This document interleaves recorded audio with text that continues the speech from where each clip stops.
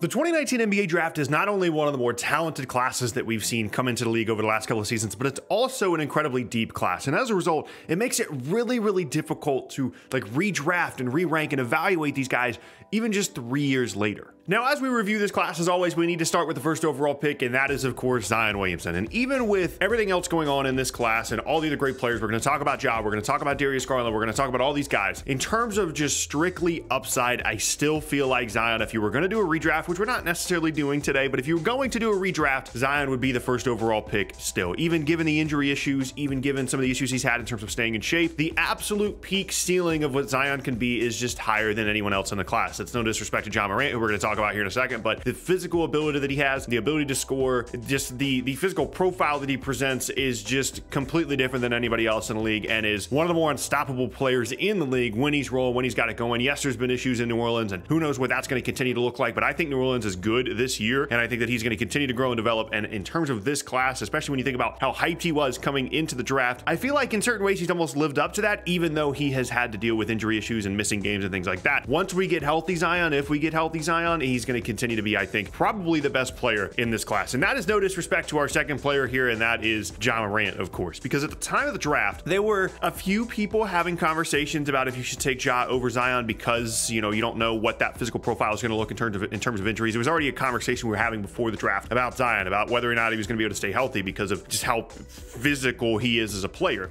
And we knew how incredible Ja was going to be with the floor space and all these shooters around him. He's been even better than I think anybody ever would have expected now that he's come into the league. I think he went to a perfect situation in Memphis. I think it fits his demeanor and his mindset perfectly. They've put great players around him. Guys like Desmond Bane have continued to grow and develop. And it's also just Ja's team, which is really, really fun. I think in a redraft, you certainly would put Ja second here as well. And he's had an incredible start to his career. And there's another guy that I'm going to talk about here later that I think you could maybe make an argument at the end of the day is going to be like absolutely top three, but we'll talk about that when we get there. Third now is probably the hardest guy to rank, and that's RJ Barrett going third in this class. Initially, I don't know where you put him in a redraft, but initially RJ Barrett was a third pick, and I've gone back and forth on RJ 5 times. Like initially I was like, oh, he's going to be pretty good. I think he's a really talented player, certainly showed a lot of stuff before getting drafted at an international play against Team USA. Had a bit of a rocky start in terms of efficiency. Did last year, had a lot of really good moments, and then this year kind of goes back to some of the inefficiency stuff. So I'm back and forth on RJ all the time. I think overall he's talented, but it's hard because he doesn't really have like a clear defined role because he's not good enough on the ball to have the ball all the time, but he plays hard and he guards and he continues to grow and develop, and get a little bit better every single year. But like, where's the ceiling of him ultimately if he's not a top tier offensive player? Is he just going to be, a mid-level 2 guard for the rest of his career? Like, it's really, really difficult to pinpoint exactly what RJ is going to be moving forward. And considering where he was prior to his freshman college season, where pretty much everybody thought he was going to be the first pick in the draft, and then ultimately ends up being third, and he's just kind of gone down a little bit in terms of expectations, it feels like, year after year. Who knows what RJ is going to look like 10 years from now? Maybe he's not even on the Knicks, whatever the case may be, but he is a really, really difficult player to kind of pinpoint and evaluate within this class. And at the time of the draft, this was the drop-off. It was 1, 2, 3. RJ was the drop-off, and then we went to number 4, which randomly became a Lakers pick. Ultimately, it gets moved in the Anthony Davis trade, and 4th is DeAndre Hunter. And we talk all the time about Zion's injury issues. DeAndre Hunter has had a ton of issues staying on the floor as well, but when he's played, he's not only been good, but he's been like a productive winning player. He's a guy that guards for you, shoots, has continued to grow and develop in terms of his individual shot making and creation, and someone that if he's healthy, really, really helps you win basketball games. I mean, I think that's been shown by the fact that he signed this big extension with Atlanta despite missing games. They clearly like him, and for obvious reasons. There's still room to grow there offensively, but if you're looking for like an above average, pretty high level 3-and-D wing with a little bit of offensive creation, DeAndre Hunter's that guy. That's why he was drafted 4th overall. However, he certainly wouldn't go 4th in a redraft because the guy drafted directly after him is Darius Garland. And this is such a weird thing to think back on because at the time of the draft, Cleveland had Colin Sexton, right, who had a pretty good rookie season and continued to put up good statistics throughout the entirety of his career in Cleveland. And they bring in Darius Garland. It's like, what are they doing? Like, they just got a guard. Now they're bringing in another one. Both of them are kind of smaller. Like, is this a CJ McCollum, Damian Lillard thing? Like, what's happening here? Garland was a weird prospect because the upside was there in terms of, what he could be offensively, but he didn't have a ton of college film. He barely played a couple of non-conference games. You're basically evaluating him based off who he was as a high school player. Incredibly difficult to figure out what exactly was happening here with Darius Garland. And I I didn't even have an opinion of him as a prospect because of how little we really knew about him. And now he's become one of my favorite players to watch in the league. One of the true guys in the league that just loves to get his teammates involved. Last year, he kind of had to be more of a primary scorer ultimately than I think he wanted to be because he's so good offensively compared to everybody else that they had on the perimeter there, but has incredible passing instincts, is a really good shooter, has continued to improve as a shooter off the bounce, and has all these creative finishes in the lane, and now is honestly a perfect fit alongside Donovan Mitchell, a guy that wants to score the ball, a guy that wants to be more aggressive offensively than Garland typically does in terms of looking to score. That combination is going to be super, super fun to watch moving forward. And to me, he would be third if you were to redraft these, and it's only because Zion and Ja are so great, and Darius Garland is, like I said, one of my favorite players to watch around the league. The fact that he's fifth in this draft is really, really cool kind of looking back on it now. Then we get into kind of a weird stretch here. We've got Jarrett Culver, who has done basically nothing with the 6th overall pick. We've got Coby White, who, you know, injury issues and things like that. I think he's a talented scorer, one of my favorite guys in the draft, kind of like under the radar guys of the draft at the time. He hasn't really done much either. Jackson Hayes has been fine. Again, injury issues at times, you know, an athletic big, but not like a super high impact guy. We just haven't seen a ton of him or as much of him as we would have liked. Rui Hachimura, another guy that I liked at the time of the draft, just has not developed enough offensively. He's a weird like tweener guy where he plays the 4 but isn't really super skilled, hasn't really figured out how to shoot the ball. Again, injury issues for him as well. And then 10 is Cam Reddish, another high upside guy, someone that has already been moved to New York, has some really good games, and then the next game you barely notice that he's on the floor. Really talented defender, but offensively continues to be inefficient and kind of thinks that he's better than he actually is, and so that has certainly created a weird environment for him at the NBA level. And then 11 is Cam Johnson. And Cam Johnson, at the time that he was drafted, people looked at that pick and kind of raised their eyebrows a little bit because he was an older prospect and he was a guy that clearly was one of the better shooters in the draft, but didn't really provide much else. And this was a time in which Phoenix was continually bringing in all these wings and always trying to find these wings that they could fit on their roster. And it was just another guy that they were bringing in. And Cam Johnson's been really good for them, has now developed into a starter for them. Him and Mikal Bridges, one of the better, you know, role player wing duos in the league, and someone that, you know, has, I would say certainly outperformed what people thought that he would do at the time that he was drafted. Obviously, has been a really good shooter at the NBA level, has continued to grow a little bit in terms of off the bounce creation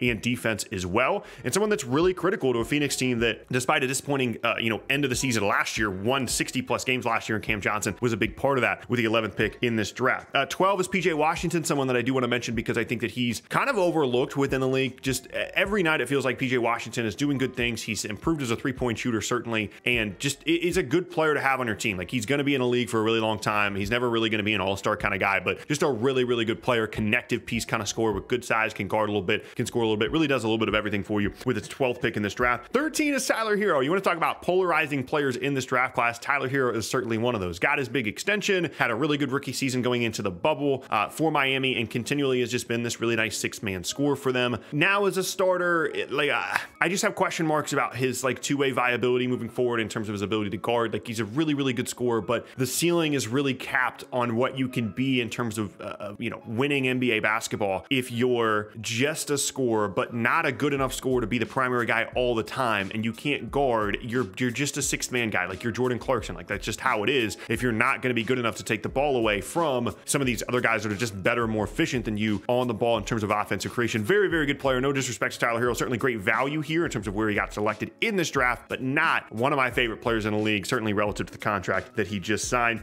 Then a couple of other guys, again, we kind of just go on a run here.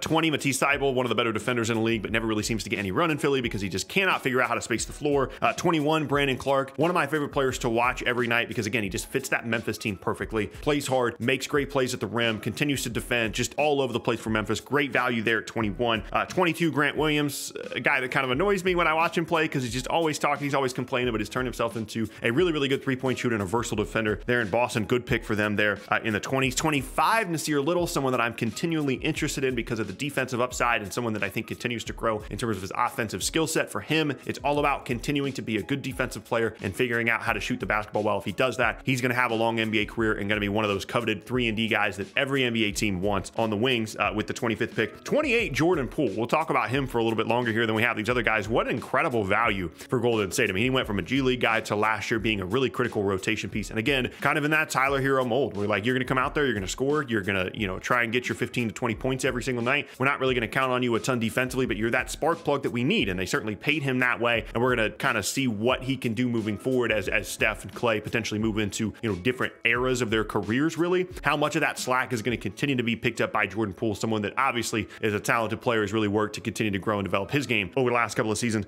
29, Keldon Johnson for San Antonio, who, like, I remember watching Keldon Johnson early in his career and liking a lot of the stuff that he did. And then he went and played for Team USA on one of the injury replacement things for one of the you know, World Cup tournaments. And I was like, that's weird that he got added there. He's been unbelievable this year. I mean, San Antonio in general continue to empower their young players in terms of on-ball creation, in terms of you know, being bigger parts of the offense. Now, obviously, without, you know, guys like DeMar gone and DeJounte Murray gone. Keldon Johnson is a really intriguing player, someone that they've signed on a long-term deal there as well. Incredible value there with the 29th pick. Kevin Porter Jr., not one of my favorite guys, but an interesting player. Nick Claxton at 31, Cody Martin at 36, Daniel Gafford at 38, Bol Bol, someone that's flashed certainly this year, Terrence Mann at 48, and Jalen McDaniels at 52, all of which I think are going to be good, usable NBA players moving forward. And that just shows you the incredible amount of depth in this class. And even though there's some intrigue at the top in terms of where you would rank each of these guys, I would go Zion, Darius Garland, and kind of everybody else in this class, even though there are certainly usable players, you know, Cam Johnson, DeAndre Hunter, guys like that. That to me,